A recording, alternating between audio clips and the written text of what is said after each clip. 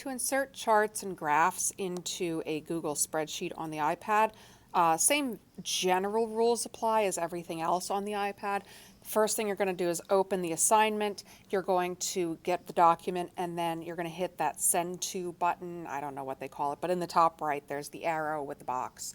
So you're going to open that up. It's going to open in your Google Sheets. You're going to open your Google Sheets and basically you're going to type in the information, whatever it is, and then if you're planning on inserting any kind of charts or graphs, you're going to highlight what you need. You have to take the little handles in the two corners, that's the little circle shapes, and you're going to hit the plus sign in the top, and you're going to select chart. And then it's going to give you a chart option. It probably gives you the bar graph first, so you just hit that and hit the check mark in the top left, and it will insert your bar graph. As far as moving it, good luck.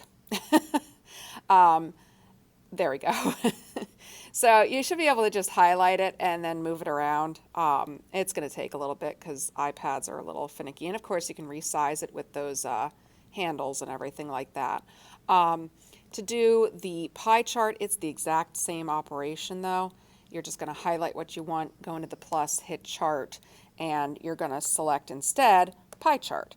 And you can go back to type and you can change the legend, you can change the titles of it, and you can change the color of it. I really recommend playing with those things as much as you can because that's going to be what allows you to make your charts and your graphs a little bit clearer.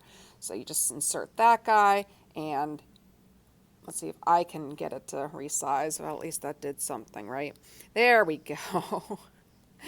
So all I'm doing is pinching with two fingers, and that's, kind of moving it around a little bit easier. So then I'm just going to line them up, and that's where everything is going to go.